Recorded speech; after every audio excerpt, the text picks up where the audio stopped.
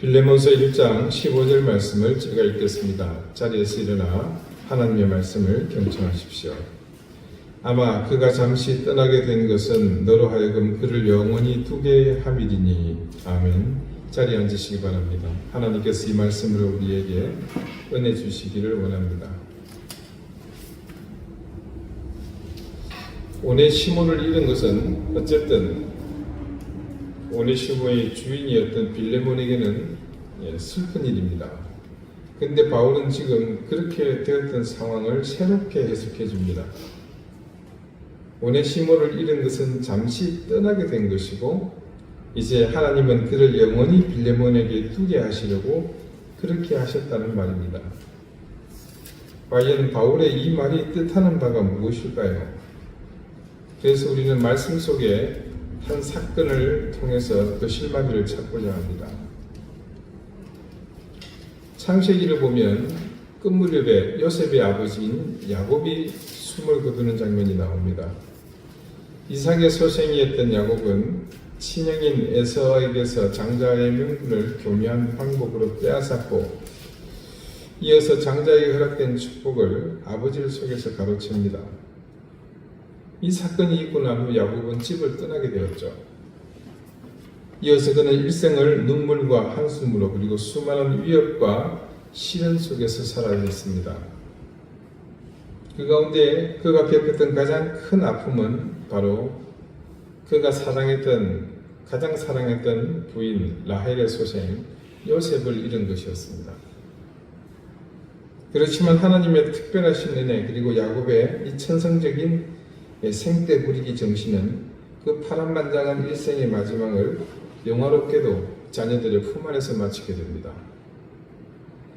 애굽을 큰 위기에서 구한 총리의 아버지 야곱의 장례는 성대했다고 말씀을 전합니다. 성경 속에 그 어느 인물보다도 성대한 장례가 행해졌음을 알 수 있습니다. 그런데 이 야곱의 장례가 끝나자마자 요셉의 형들에게는 걱정거리가 생겼습니다. 자신들이 이전에 요셉을 사지로 내몰았지 않았습니까? 그래서 아버지가 살아있을 때는 아버지 앞에서 형제들을 벌한다면 그거보다 큰 부류가 됐겠습니까? 그래서 자신들을 그냥 내버려 두었지만 이제 그 방패막이 역할을 했던 아버지가 돌아가셨으니까 더 이상 요셉이 자신들을 향한 분을, 그 진노를, 복수를 멈출 이유가 없다고 생각한 것입니다. 그 당시 상황을 말씀은 이렇게 전합니다. 창세기 50장 15절입니다. 요셉의 형제들이 그 아버지가 죽었음을 보고 말하되 요셉이 혹시 우리를 미워하여 우리가 그에게 행한 모든 악을 다 갚지나 아니할까 하고. 자, 이 말씀에서 형제들을 입으로 말하는 그 모든 악이라는 것은 실제로 천인공노할 짓이었습니다. 아무리 어머니가 다르다고는 하지만 어떻게 동생을 노예로 팔아버리고 아버지에게는 죽었다고 거짓말을 할 수가 있습니까? 그리고 실상은 어땠습니까? 처음에는 죽이려고 했잖아요. 이 정도의 악을 행한 형들의 처지에서 생각해보면 정말로 근심이 아닐 수 없습니다. 아마 두 다리 뻗고 잠 못 잤겠죠. 그래서 그들은 국리 끝에 요셉에게 거짓말을 합니다. 그 거짓말이 창세기 50장 16절과 17절에 기록이 되어 있습니다. 요셉에게 말을 전하여 이르되 당신의 아버지가 돌아가시기 전에 명령하여 이르시기를 너희는 이같이 요셉에게 이르라. 내 형들이 네게 악을 행하였을지라도 이제 바라건대 그 허물과 죄를 용서하라 하셨나니 당신의 아버지의 하나님의 종들인 우리 죄를 이제 용서하소서 하며. 자, 이 말은 삼척공자가 들어도 알 수 있는 뻔한 거짓말입니다. 그리고 심지어 그들은 하나님의 이름까지 팔아가면서 요셉에게 자신들을 해하지 말라고 사정하고 있습니다. 그런데 이 말을 들은 요셉의 반응은 참 특별했습니다. 아까 읽어드린 이 16절, 17절 그 다음 17절 뒷부분을 다 읽어드리지 않았거든요. 나머지는 이렇게 기록되어 있습니다. 요셉이 그들이 그에게 하는 말을 들을 때에 울었더라.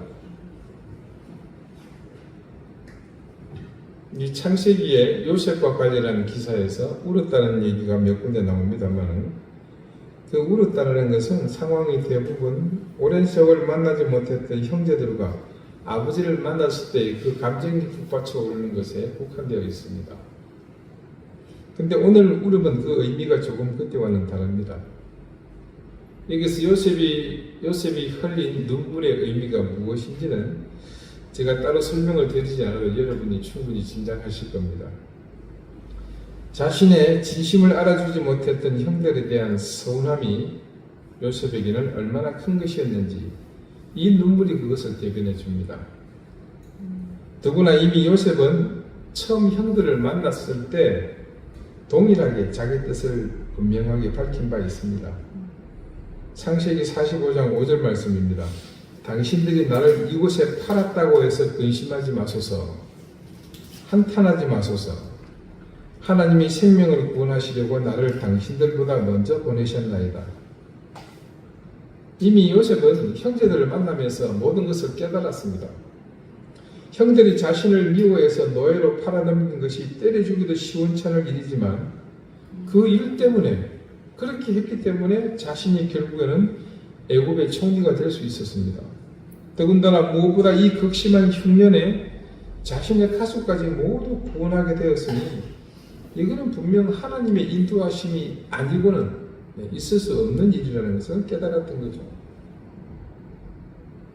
요셉은 자신이 애굽의 총리가 된 것을 모르고 양식을 얻기 위해 찾아온 형들과 만나는 과정에서 그거를 여실히 깨달은 겁니다. 그 이후에 요셉은 평생의 원수였던 형제들을 기쁘게 맞았던 겁니다. 그런 사정도 모르고 지금 요셉에게 이런 말을 하고 있는 모습을 본 요셉은 그 형들의 거짓말이 안타까웠습니다. 그리고 자신들의 구차한 목숨을 구걸하고자 동생에게 아버지와 더군다나 하나님의 이름을 팔아가며 예언하는 형들에게서 서러움을 느꼈던 겁니다. 그러나 오늘 요셉은 형들에게서 그런 가슴 아픈 상황을 겪으면서 그들에게 다음과 같이 말합니다. 창세기 50장 19절입니다. 요셉이 그들에게 이르되 두려워하지 마소서. 내가 하나님을 대신하리이까. 요셉은 단호히 형들의 그런 걱정에 대해서 자신의 의지가 그렇지 않음을 다시 한번 고합니다.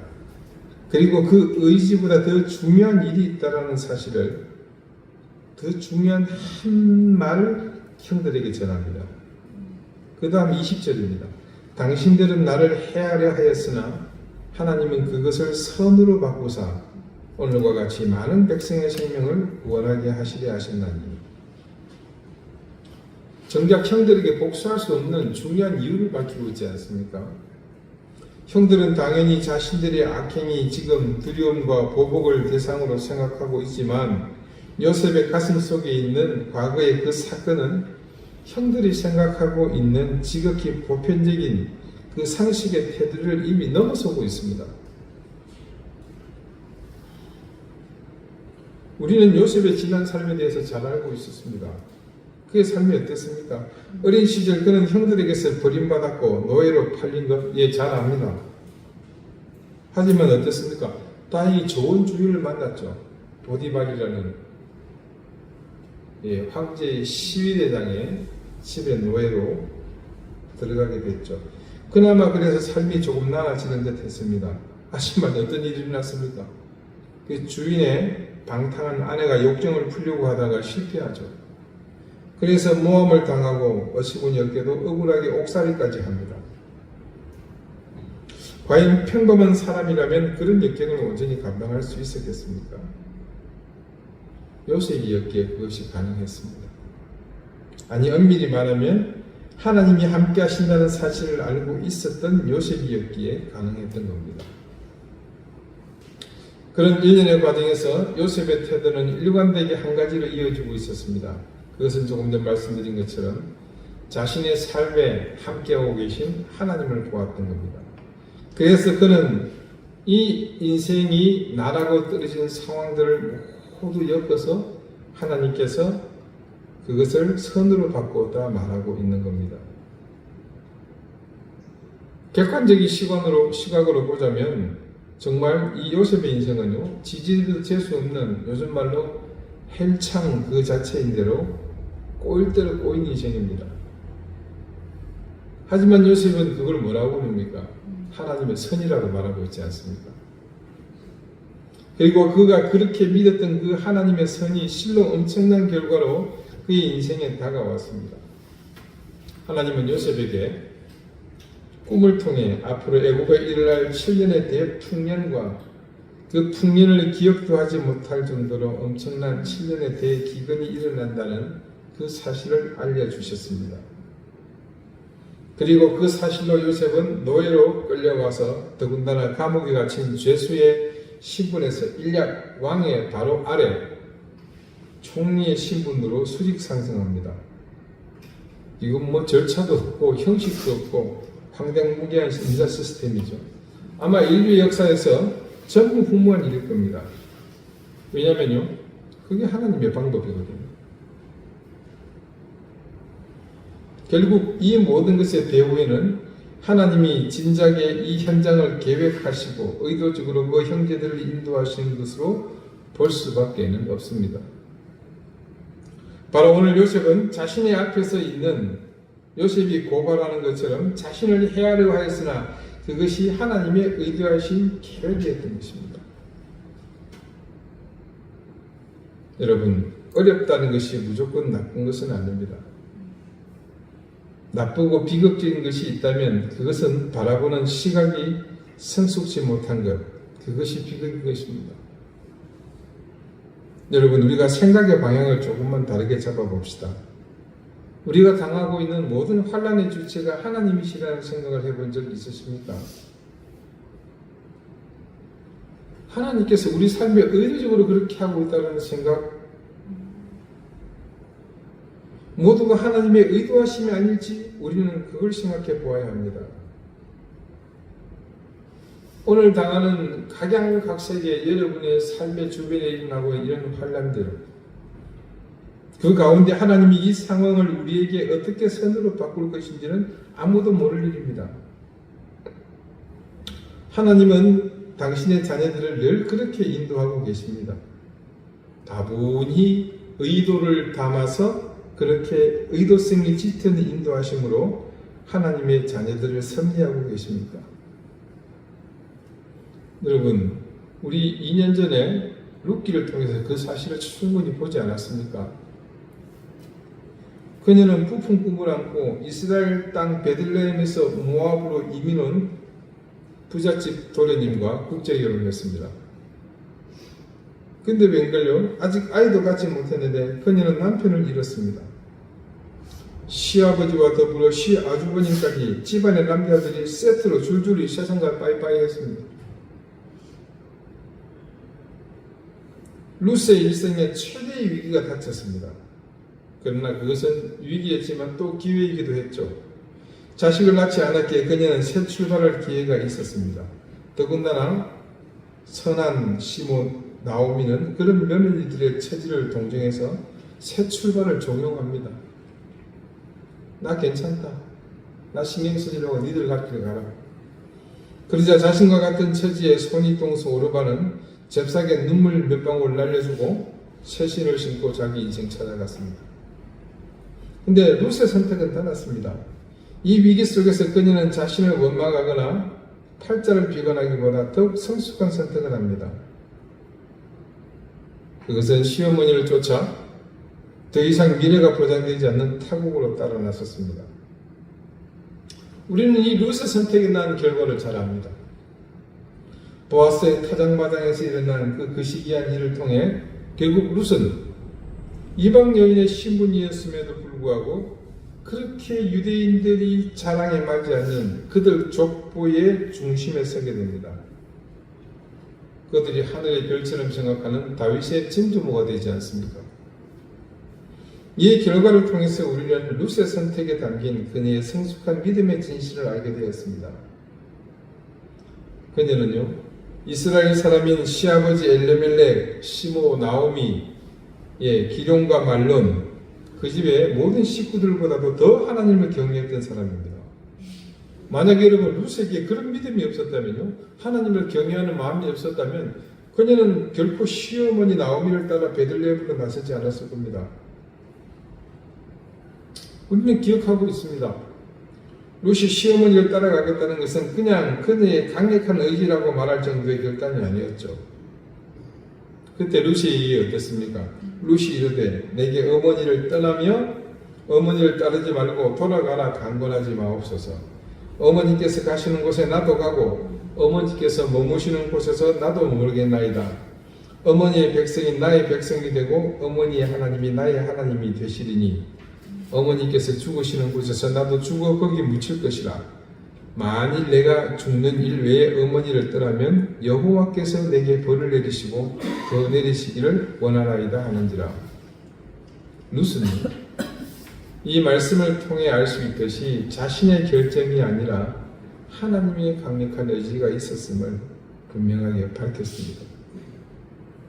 그녀의 그런 결단은 자기 힘이 아닌 하나님의 의도성이 다분한 인도하심 때문이었다는 것을 알 수 있습니다. 룻은 하나님의 의도성이 다분한 인도하심으로 그 상황을 받아들였기에 그 옛날 언어도 다르고 풍습도 다르고 섬기는 신도 달랐던 유대 땅 베들레헴으로 가게 되었습니다. 자신을 반기를 사람 없죠. 이미 타국으로 와서 모든 재산을 탕진한 시댁을 통해서는 부유한 삶이 보장되는 것도 아니었습니다. 그녀가 신뢰하는 것은 단지 하나님의 의도성이 다분하신 그 인도하심만을 의지한 채 기약 없는 발걸음을 내디딘 겁니다. 그 결과가 무엇입니까? 그게 바로 룻기잖아요. 자기 소견에 옳은 대로 하나님을 무시하고 마음대로 살던 그 시절에 이방의 침략으로 하루도 편할 날이 없던 그때에 그 시절에 마치 오랜 가뭄에 내리는 한 줄기 빗물같이 메마르고 황량한 사막에 피어난 백합꽃 같은 그 이야기가 바로 그런 삶을 선택하여 떠난 룻의 인생이 증명한 결과입니다. 오네시모가 왜, 어떻게, 언제, 어디서는 알고 있죠. 빌레몬의 집에서 왜 빌레몬 곁을 떠나서 도망을 쳤는지 알기는 요구합니다. 그러나 분명 집안의 노예가 주인을 떠나 도망친 일이 기쁜 일은 아닙니다. 그리고 그 당시 노예는 그 집안의 중요한 재산이었다는 것은 우리도 잘 알고 있습니다. 일단 외형적으로 빌레몬에게 오네시모가 도망한 사실은 재산상 손실이고 그 집안은 슬픈 일입니다. 근데 어떻게 되었습니까? 지금 오네시모가 빌레몬이 어떤 노력을 기울이지도 않았는데 다시 빌레몬의 수중으로 돌아오게 되었습니다. 그 사실에 대해서 이미 바울이 빌레몬에게 보낸 편지 속에서 충분히 그 과정을 설명했습니다. 근데 바울이 그 와중에 오늘 이 한 가지를 빌레몬에게 덧붙이는 겁니다. 오늘 본문 말씀 같이 한번 읽어볼까요? 시작! 아마 그가 잠시 떠나게 된 것은 너로 하여금 그를 영원히 두게 함이리니. 결론은요, 오네시모가 빌레몬의 집에서 도망친 것은 영원히 빌레몬의 곁을 떠나는 것이 아니라 결과적으로는 영원히 빌레몬과 함께하기 위함에 있다는 것입니다. 오네시모가 빌레몬의 집에서 도망가지 않았다면 어찌저찌 계속해서 그냥 그렇고 그런 노예 중 한 명으로 맨날 모여서 주인 뒷담화를 하면서 억지 시중을 들면서 살았을 겁니다. 근데 오네시모가 빌레몬을 떠남으로 그의 인생은 바뀌게 되었습니다. 아니, 운명이 바뀐 거죠. 영원히 죽었던 멸망받은 인생이 주님의 은혜로 거듭나서 이제는 하나님의 자녀가 되었을 뿐만 아니라 그의 이름, 즉 그에게 운명 지어진 하나님의 뜻을 이루는 사람으로 변화되었습니다. 그래서 이제는 예전에 그냥 그런 노예를 소유한 빌레몬이 아니라 유익한 종, 예수 그리스도의 제자, 생명을 살리는 사람, 사람을 낚는 어부 오네시모를 자기 종으로 두게 된 그런 영광을 누리게 되었습니다. 여러분, 빌레몬의 집에 얼마나 생명이 충만해졌겠습니까? 그 집에 얼마나 복음의 물결이 넘쳐났겠습니까?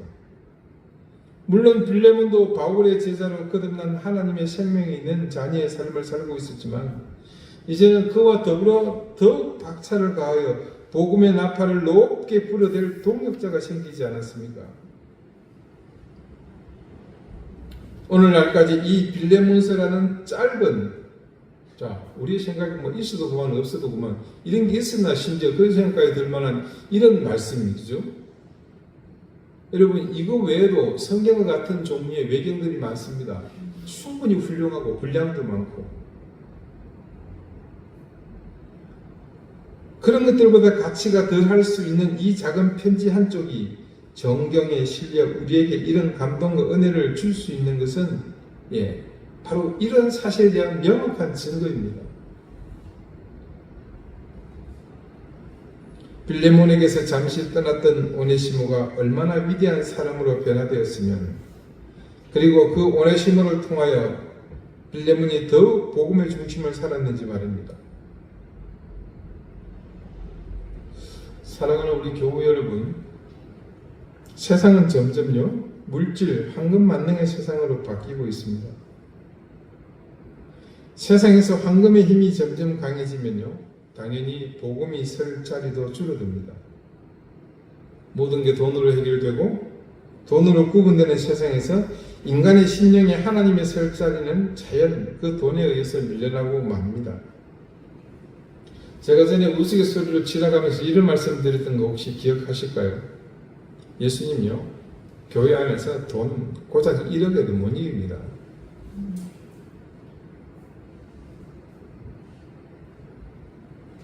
갑자기 왜 엉뚱한 주제로 얘기가 바뀌나 싶겠지만 아주 밀접한 연관이 있습니다. 우리는 지난주 앞서 하나님께서 우리에게 항상 모든 것을 갖춰진 상태로 주시지 않는다는 사실을 알았습니다. 우리에게 미완을 던져주시고 우리가 응답하기를 기다리시는 하나님은 그래서 늘 의도성을 다분히 담아서 우리를 인도하시는 겁니다. 그게 이것과 같은 의미인 거죠. 그때 우리를 시험하는 가장 큰 장애물이 바로 이 재물입니다. 물질의 어려움을 겪을 때 우리는 하나님의 인도하심을 신뢰하고 그분의 길을 따라가면 반드시 그 역경이 끝나는 시점에 우리에게 은혜와 복의 길을 주신다는 사실을 믿지 못하기 때문에 은혜와 복에 귀결될 그 환난과 고난의 길을 절대 선택하지 않습니다. 늘 손쉽게 재물을 얻을 수 있는 그 길을 따라가느라 미련 없이 하나님의 다분히 의도성이 담겨있는 그 인도하심의 길을 외면해 왔습니다. 그래서 우리는 지금도 영적 성숙을 이루지 못한 채 엉뚱하게도 또 허망한 길 속에서 하나님께 손을 벌리고 있죠. 여러분, 우리 하나님은 늘 우리에게 최고의 것을 주시는 분이심을 믿으십시오. 그리고 그분은 그 최고의 것을 주실 때 늘 우리를 먼저 다분히 의도성이 짙은 길로 먼저 인도한다는 사실을 기억하십시오. 그러면 우리는 늘 하나님의 인도하심에 의심 없이 지금 내 앞에 펼쳐진 어떤 길이든 계산하지 않고 주저함 없이 선택하며 나아갈 수 있습니다. 요셉도 룻도 만약 그들이 계산하고 저울질하며 하나님의 길을 판단했다면 과연 자신의 길을 온전히 갈 수 있었겠습니까? 우리 믿음의 수많은 선배들은 언제나 그들 앞에 놓인 길에 의심 없이 계산하지 않고 그 길을 당당하게 선택하며 나아갔고 심지어 죽음이 눈앞에 기다리고 있었음에도 주저하지 않았습니다. 그래서 그들의 그런 발자취는 오늘 우리에게 빛으로 비춰지고 있는 것입니다. 여러분, 이제 우리가 살아갈 세상은 더욱 우리의 판단과 그리고 이어질 선택에 많은 걸림돌이 있을 것입니다. 우리의 생각을 어지럽히고 그래서 우리가 하나님의 길을 선택하지 못하도록 방해할 것입니다. 그러므로 더욱 긴장하고 영적인 감각을 활짝 열어서 그 걸림돌들의 방해 공작에 무너지지 않고 지혜롭게 하나님의 길을 늘 선택하며 나가시기를 바랍니다. 지금 당장은 힘들고 고통스러울지 모르나 반드시 하나님은 그 의도성이 다분한 인도하심을 통해 우리를 은혜와 복의 자리로 인도하십니다. 기도드리시겠습니다. 늘 우리에게 최고의 것, 최선의 길로 인도하시는 하나님, 그 길은 은혜와 참된 복의 길에 이르는 길이기에 아무에게나 열린 길이 아님을 믿습니다. 그래서 하나님은 당신의 사랑하는 자녀들을 다분히 의도성이 있는 길로 의도적으로 인도하셔서 우리를 세상에서 구별하여 불러주심을 믿습니다. 오늘 세상은 황금과 권력이 지배하는 세상이기에 우리가 옥석을 구별하기 어렵습니다. 하나님이 우리에게 보여주시는 좁고 험한 길이 결코 돌아갈 길이 아님을 깨닫고 하나님의 부름에 계산하지 말고 저울질하지 말고 당당하게 나가는 우리가 되게 해주십시오. 예수 그리스도 이름으로 기도드립니다. 아멘.